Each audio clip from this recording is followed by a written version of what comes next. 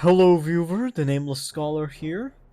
This is going to be a short video, like the one I did on the Primaris Marines. And hopefully my next video will be longer.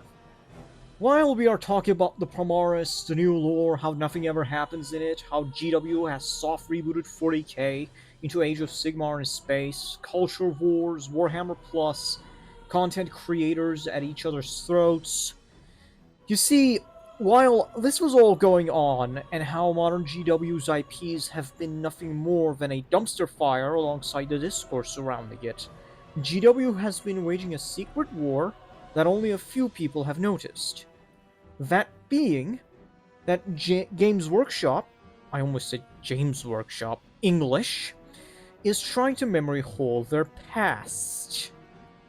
What do I mean by this? Am I talking about how Warhammer is no longer Grimdark, Warhammer Fantasy is dead, and 40k is just noblebright, like Marvel or Star Wars? No. Warhammer 40k is still very much Grimdark. Modern 40k and Classic 40k are not the same setting. Classic 40k was a post-Shakespearean tragedy setting where the Imperium is fighting tooth and nail to survive, and in turn, becoming the cruelest, most bloody regime imaginable. Modern 40k is grimdark high sci-fi fantasy, a space opera with huge demigod-named characters waging war with one another on a galactic level.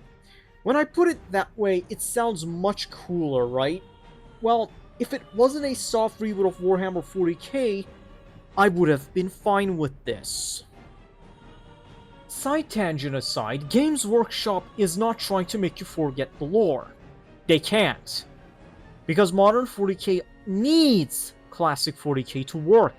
Otherwise, it is the most bland, generic, boring, unoriginal, creatively bankrupt sci-fi setting ever imagined by corporate suits.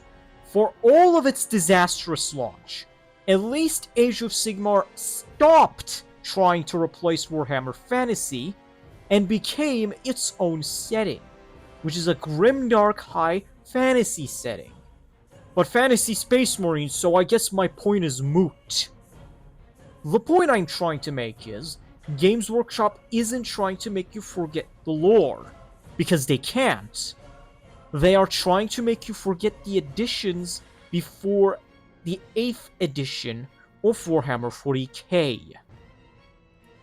You see, when Warhammer Age of Sigmar 1st edition was released, and it performed catastrophically, its rules were bare bones and simplified as possible compared to Warhammer Fantasy. Initiative was gone, combat was simpler, where you didn't need charts to hit or wound. It straight up tells you hit on what and you wound on what, number on the weapon stats. It was not a rank and file game. It was more like Warhammer 40k with round bases rather than square bases. Games Workshop, however, learned from their mistakes and used 1st edition as a testbed for Warhammer 40k 8th edition, which simplified the rules, removed initiative, removed the to-wound chart, removed instant death in favor of mortal wounds, completely reworked how armor penetration works, where it works more like it did in Fantasy and Age of Sigmar. The lower the AP, the worse your save became. Effectively rendering like power armor useless and turning everyone into glorified guard and or glorified guard with gimmicks. Not only that, they added command points from AOS. This is just a surface level comparison with me pointing out the most obvious ones. If you want more details, check out this video by Deadlifts for the Dark Gods. He goes into much more detail here, which doesn't belong in this short video. Hint, hint. They removed most war gear in favor of stratagems, and they were bloated. Like, in 8th and 9th editions, there were at least 3 to 6 pages that were dedicated to stratagems alone in each of the army codices. Most of them were useless and or very situational, with only a few you memorized because those were the useful ones and you used and burned through command points to use those stratagems. I believe that this was essentially a long-term plan from GW to essentially get rid of most war gear, and well, make 10th edition. By doing so, they enshittified the tabletop. Hint hint. They also did this with Age of Sigmar by making it more like Warhammer 40k 10th edition. The Primarchs returning to 40k is more for the tabletop than the setting itself. The soft reboot is more a byproduct of GW wanting to sell overly designed big models with detailed tactical rocks they stand on. This is something as old as time. We call this Herohammer, and it has been a thing since Warhammer Fantasy 2nd edition. The stigma of heroes being scary come from Warhammer Fantasy.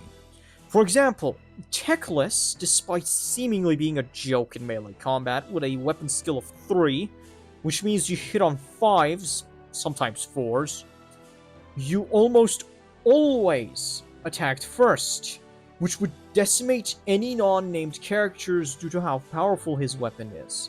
That, and he was one of the strongest mages in the game. Lokir Fellheart was a monster that could kill anything that wasn't a named character. Even most named characters, say for example, like my next example, Vlad von Karstein. Although worse than Techless regarding magic, not only was he very strong in melee, he was next to impossible to kill, having a chance to come back with 1 wound remaining within another unit within 12 inches. With Age of Sigmar, GWS decided to triple down on Herohammer to be able to sell their new named characters, because they realized that if they make their named characters scary and busted, people will buy more of them, and essentially just fuel the competitive scene and just put them in a very vicious cycle of we have a stock, like a overflow of this model, so just buy these, please. But details.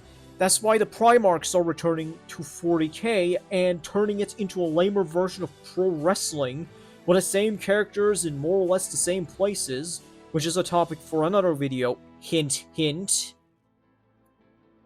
Older editions of Warhammer 40k, by contrast, and even Horus Heresy, is not as lethal as modern 40k.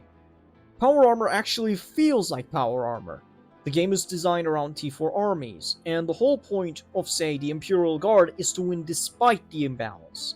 Unless for a few, like say Karn the Betrayer, named characters were not as scary in classic 40k. War gear is also very important to customize your units and all, whereas modern 40k, it has little to no customization. GW wants you to forget the older editions, older rules. It's why with Horus Heresy 3.0, they reset to Rogue Trader, of all things. This is also exactly why Warhammer the Old World is next.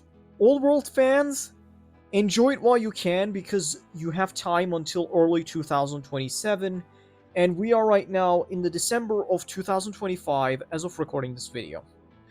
How do I know this? Well, from Warhammer Plus. They first promised that every issue of White Dwarf and rulebook from editions past would be available on it, but they weren't. More than half of White Dwarf issues were missing, and the codices were unavailable. GW realized that people were returning to previous editions, which they associate with loss of profit, because, you know, if they're not buying the new models, whether it's like their new Primaris models, or the new busted unit that is busted in that edition, but wasn't busted in the previous editions and stuff like that. Later, they did put the army books of older editions, but the rules were left out, which shows to me that GW is very much aware that people are returning to previous editions and not playing the latest one with the 3-year cycle and new models, which again they see as a loss. I will be watching with great interest how 500 Worlds unfold and how much of a disaster 11th edition will be. That aside, if you really want to stick it to Games Workshop, play older editions.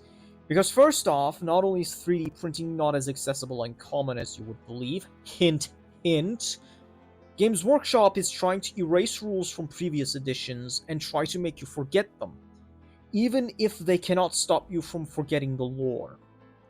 Well, anyways, guys, this is going to be it for this video. I am the Nameless Scholar, and I hope you enjoyed this 10-minute-ish video where it was just a prelude for my following videos. So, goodbye, I guess, and I hope you have a good day, evening, night, or whatever.